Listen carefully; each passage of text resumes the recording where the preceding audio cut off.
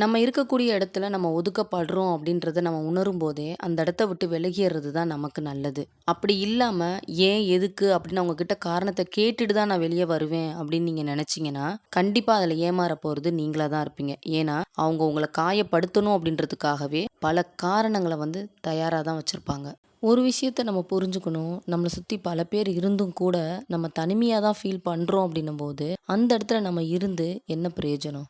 நம்மளோட வாழ்க்கையில நம்ம மறக்கக்கூடாத சில நபர்கள் இருக்கிறாங்க. 1 நம்ம பசியோட இருக்கும்போது நமக்கு சாப்பாடு குடுத்தவங்க. 2 நம்ம கஷ்டத்துல இருக்கிறோம் அப்படின்னு தெரிஞ்சுக்கிட்டு, நம்மளா அவங்க கிட்ட உதவி கேட்காட்டினாலும், நம்மளோட முகத்த பார்த்து கஷ்டத்த புரிஞ்சுக்கிட்டு நமக்கு உதவி செஞ்சவங்க. 3 ஏதோ ஒரு துன்பத்துல இருக்கும்போது வார்த்தைகள்னால நமக்கு ஆறுதல் சொன்னவங்க.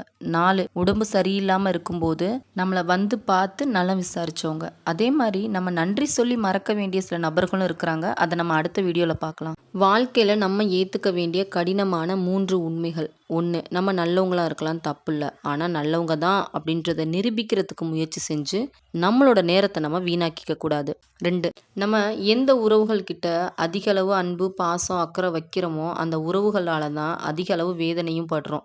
3 எல்லாத்தோட வாழ்க்கையிலயுமே மாற்றங்கள் அப்படின்றது ஒரு வேதனைக்கான விஷயம் தான். ஆனா, அந்த மாற்றங்கள் நம்மளோட வாழ்க்கைக்கு அவசியமானது அப்படின்றத நம்ம மறந்துறக்கூடாது.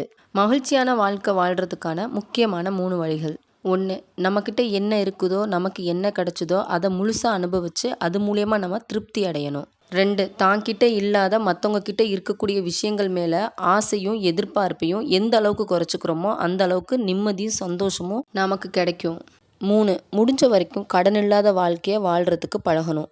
இந்த விஷயங்கள் எல்லாத்தையும் ஆரம்பத்துல கடைப்பிடிக்கிறதுக்கு ரொம்ப கஷ்டமா தான் இருக்கும். அதுவே நம்ம பழகிட்டோம் அப்படின்னும்போது, அதுலேருந்து நம்மளால வெளியவே வர முடியாது. ஒவ்வொருத்தருக்குமே லைஃப்ல 1000 பிரச்சனைகள் இருக்கு. ஒன்னொன்னா சமாளிச்சு வெளிய வர்றதுக்குள்ள புதுசு புதுசா வேற வேற பிரச்சனைகள்.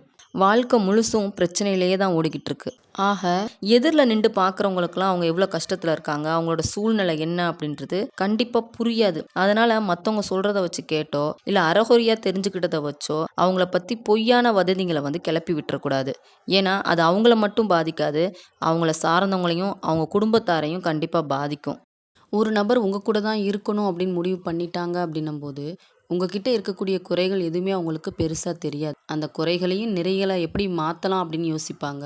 அவங்களோட பார்வையில தென்படுறது எல்லாமே முழுக்க முழுக்க அவங்க உங்க மேல வச்சிருக்கக்கூடிய அன்பு மட்டும்தான். இதுவே அவங்களுக்கு நீங்க வேணாம் அப்படின்னு முடிவு எடுத்துட்டாங்க அப்படின்னும்போது, நீங்க நல்லதே செஞ்சாலும், உங்க பக்கத்து நியாயமே இருந்தாலும், அதிலிருந்தும் ஒரு குறைய கண்டுபிடிச்சு, உங்கள விட்டு விலகி போக தான் நினைப்பாங்க.